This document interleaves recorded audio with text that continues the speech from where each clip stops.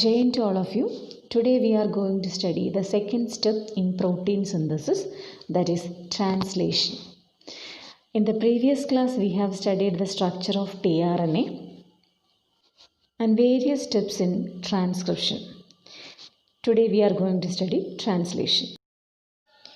Translation is the process of polymerization of amino acids to form a polypeptide based on the sequence of codons in mRNA.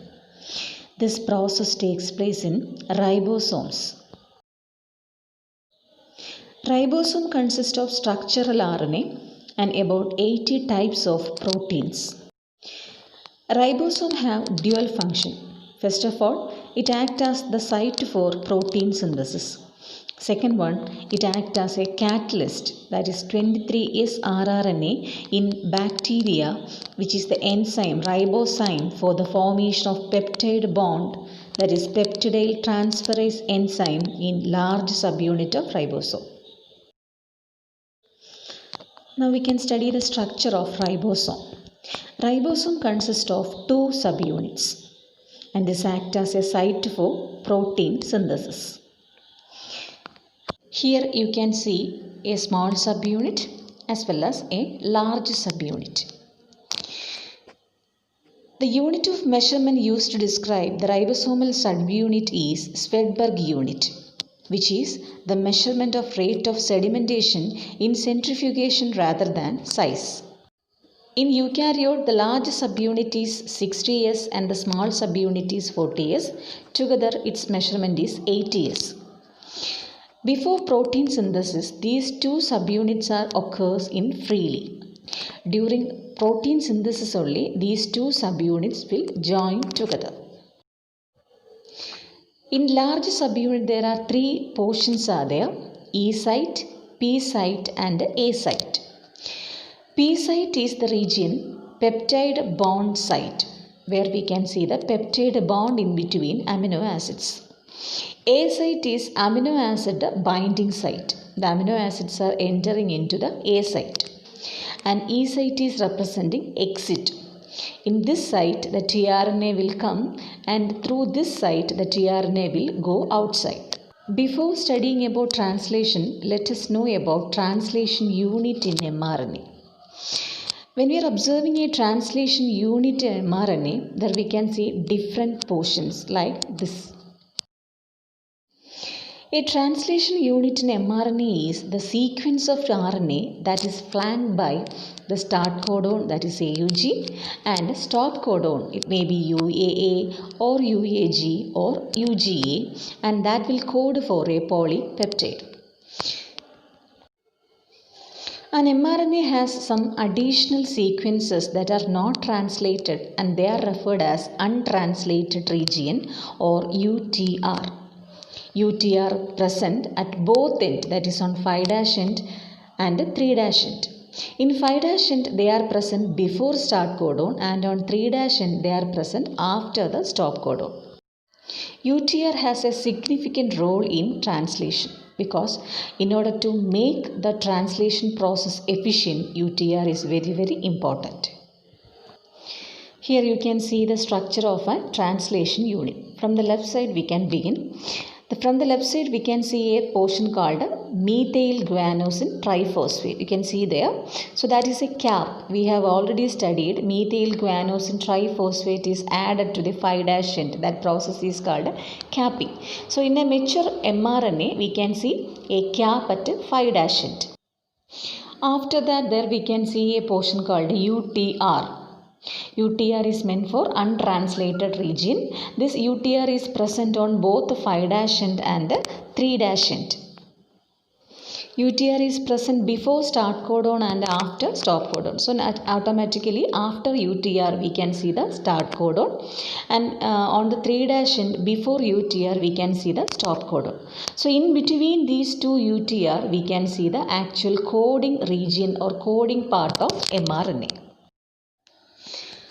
After the UTR at 3' end, there we can see polyadenylated tail. So that process is called a tailing that we have studied. Next we can study the steps of translation.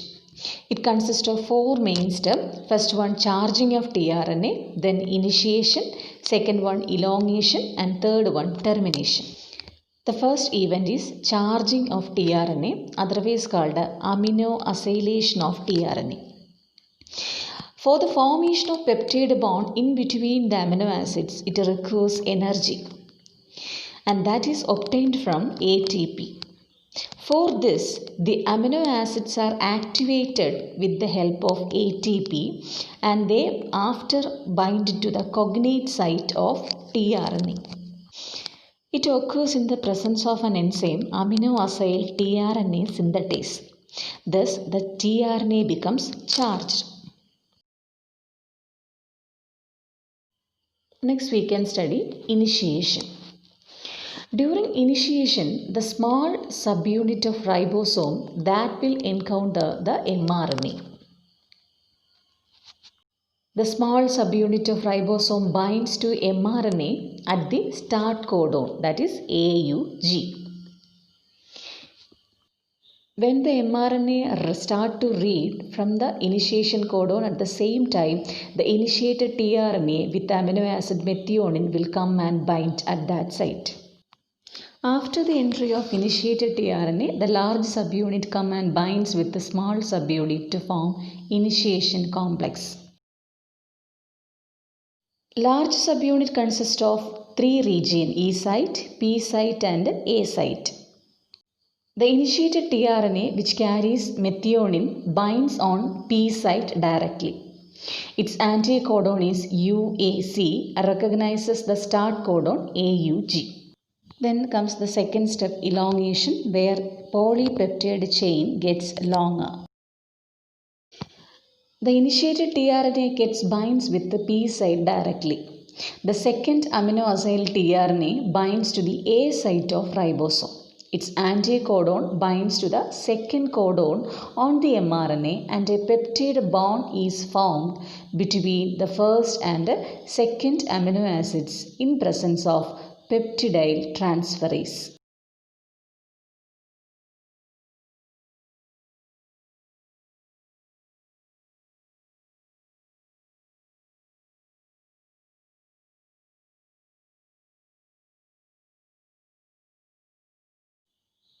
After the formation of this bond, the first amino acid and its tRNA are broken.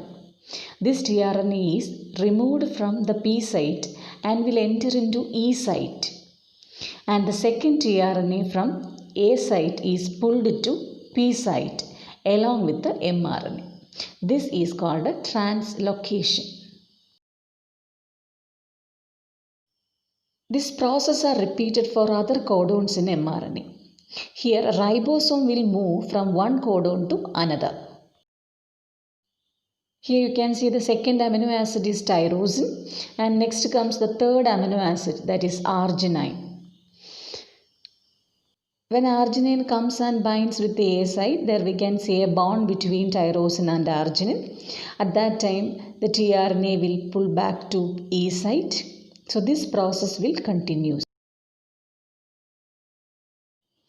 Then comes the last event in translation, that is termination. When stop codons binds with the A site, a releasing factor is get released, and that will bind with the A site, that is at the stop codon site. As a result, the polypeptide and tRNA are released from the ribosomes. The ribosome dissociates into large and small subunits.